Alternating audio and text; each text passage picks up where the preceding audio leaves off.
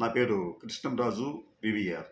Andhra Pradesh Congress party నూతన అధ్యక్షురాలిగా నియమితులైన షర్మిల ఇటీవల చేస్తున్న ప్రకటనలు చూస్తూ ఉంటే ఏదో రకంగా తాను రాజకీయాల్లో ఉనికిని చాటుకోవాలి అన్న తాపత్రయం మాత్రమే కనబడుతోంది.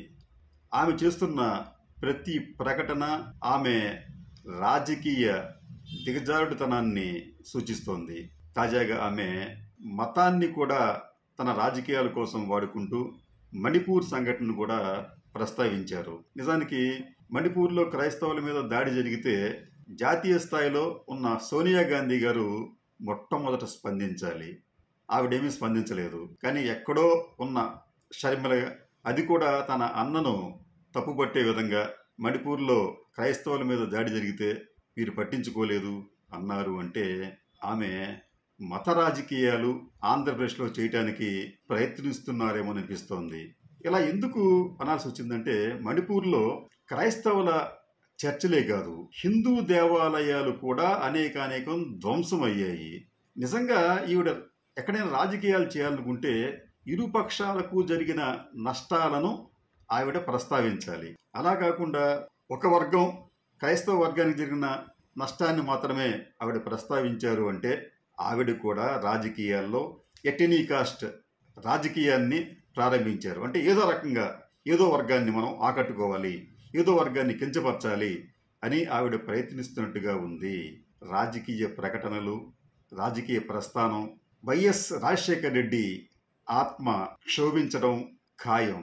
వైఎస్ రాజశేఖర రెడ్డి రాజకీయాలకు సంబంధించి ఆయన చాలా నిబద్ధతగా తను నమ్ముకున్న వారిని ఎప్పుడూ కూడా నట్టేట ముంచలేదు. తను నమ్ముకున్న వారి కోసం ఆయన ఎంతటి త్యాగానికైనా సిద్ధపడ్డారు. కానీ షర్మిలకు వచ్చేటప్పటికి తెలంగాణలో పార్టీ పెట్టి వందలాది మందిని తన వెనక తిప్పుకొని హఠాత్తుగా కనీసం వారిలో ఒక్కరికి కూడా చెప్పకుండా కాంగ్రెస్ పార్టీలో ఆమె చేరి తన వెనుక ఉన్న వారందరినీ నట్టేట ముంచారు. కానీ షర్మిల గారు తెలంగాణలో వందలాది మంది ఆశావహులకు వెన్నుపోటు పొడిచారు. నిజానికి ఇటువంటి రాజకీయాలు ఆమెకి ఏమాత్రం మేలు చేయకపోగా కీడు చేస్తాయి. ఒక రాజకీయ యాత్రికుల్లాగా అంటే పొలిటికల్ ట్రావెలర్ లాగా మారింది. ఒకప్పుడు తన అన్న కోసం అంటూ పాదయాత్ర చేశారు. కానీ ఏ రోజున కూడా ఆవిడ వైసీపీ సభ్యత్వం తీసుకోలేదు. నేను తెలంగాణ బిడ్డనే అంటూ తెలంగాణ యాసలో మాట్లాడే ప్రయత్నం చేస్తూ తెలంగాణలో రాజకీయం చేసి చివరకు తాను కూర్చున్న కొమ్మనే నరుక్కుంటూ పార్టీని తీసుకువెళ్ళి కాంగ్రెస్ పార్టీలో విలీనం చేశారు.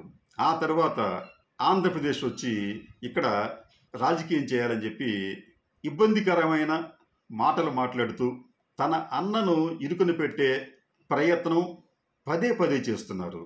నిజానికి జగన్మోహన్ రెడ్డి ప్రస్తుతం దాదాపు అన్ని రాజకీయ పార్టీల నుంచి కూడా చాలా ఇబ్బందులు ఎదుర్కొంటున్నారు. చంద్రబాబు నాయుడు, పవన్ కళ్యాణ్, పురంధేశ్వరి, అలాగే వామపక్షాలు వీరందరూ కూడా ఒంటరిగా ఉన్న జగన్మోహన్ రెడ్డిని పరకం చెప్పాలంటే హైనాస్ లాగా, అంటే దుమ్మల గుండె అనే ఒక జంతువు ఉంటుంది, వాళ్ళలాగా జగన్మోహన్ రెడ్డిని వెంటపడి ఆయనను వేధిస్తున్నాయి.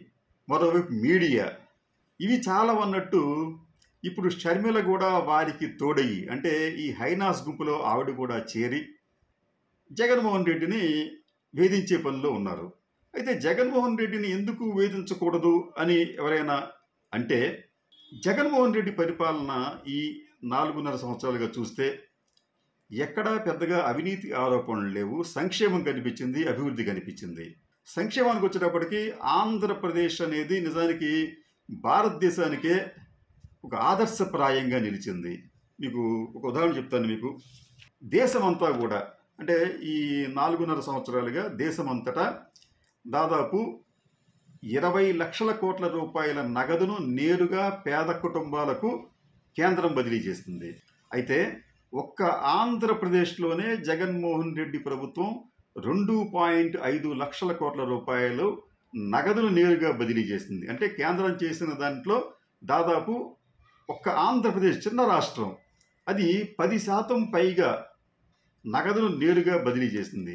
ఇంత పెద్ద మొత్తంలో పేదలకు సంక్షేమాన్ని అందించిన మరో రాష్ట్రం లేదు. నగదు బదిలీ విషయంలో ఆంధ్రప్రదేశ్ అగ్రస్థానంలో ఉంది.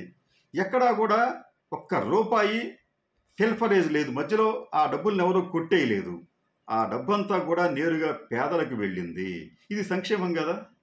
ఇదే కాకుండా అనేక విషయాల్లో ఆంధ్రప్రదేశ్ ఈ రోజున చాలా అగ్రస్థానంలో ఉంది. మరి ఆసక్తికరమైన విషయం ఏంటంటే, ప్రస్తుతం భారతదేశంలో దాదాపు 70 లక్షల కోట్ల రూపాయలు ఇన్ఫ్రా రంగంలో వివిధ పన్నుల రూపంలో జరుగుతోంది. అంటే మౌలిక సదుపాయాల కల్పనకు ప్రస్తుతం 70 లక్షల కోట్ల రూపాయలు వ్యయం అవుతోంది. ఆ విలువ మేరకు పనులు దేశమంతటా జరుగుతుంటే, ఆంధ్రప్రదేశ్లో దాదాపు 8 లక్షల కోట్ల రూపాయలు, అంటే 10%. దేశంలో ఎంత ఖర్చు పెడుతున్నారో మౌలిక రంగంలో, దాంట్లో 10% పైగానే ఆంధ్రప్రదేశ్లో ఖర్చు పెడుతున్నారు. అది గ్రోత్ కదా. ఎగుమతుల విషయానికి వచ్చేటప్పటికి ఆంధ్రప్రదేశ్ నుంచి మన పోర్టుల ద్వారా దాదాపు 2000 రకాల వస్తువులు విదేశాలకు, ఇతర రాష్ట్రాలకు ఎగుమతవుతున్నాయి. ఇదే చాలా అసాధారణమైన విషయం. దేశం నుంచి అవుతున్న మొత్తం ఎగుమతుల్లో 10% ఆంధ్రప్రదేశ్ నుంచే అవుతున్నాయి. అది గ్రోత్ కదా.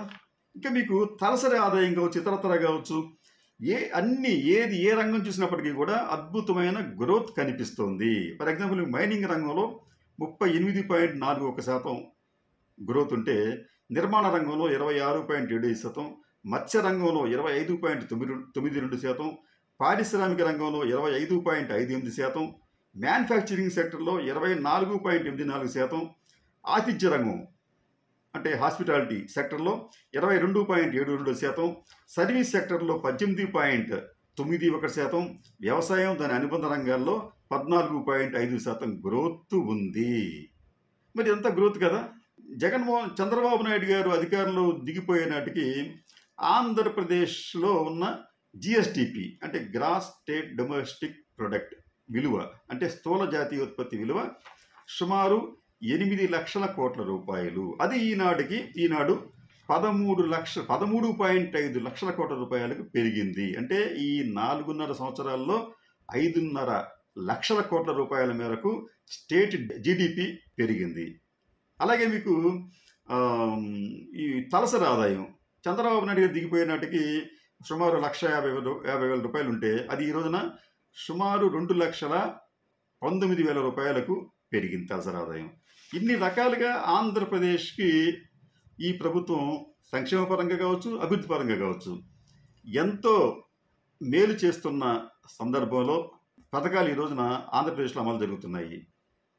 ఇన్ని పథకాలు చేస్తూ ఉంటే ఈ ప్రభుత్వం మీద యూట్యూబ్ బ్రోటస్ లాగా, అంటే చాలా నమ్మకస్తుడైన బ్రోటస్ కూడా జూలియస్ సీజర్ని వెన్నుపోటు పొడిచినట్లుగా షర్మిల కూడా జగన్మోహన్ రెడ్డిని వెన్నుపోటు పొడుస్తోంది. అంటే వైఎస్ కుటుంబానికి చాలా అపకీర్తిని తెచ్చే విధంగా ఆవిడ రాజకీయాలు ఉన్నాయి. వైఎస్ రాజశేఖర రెడ్డి ఆత్మ కూడా క్షోభించే విధంగా ఆవిడ రాజకీయాలు, ఆవిడ ప్రకటన ఉంది. ఆవిడ రాజకీయంగా ఒక నిజాయితీగా ఎదగటానికి బదులు తన రాజకీయ పతనాన్ని తానే కొని తెచ్చుకుంటున్నట్టుగా కూడా రాజకీయాలు చేస్తున్నారు. ఇది అత్యంత శోచనీయమైన విషయం. నమస్తే.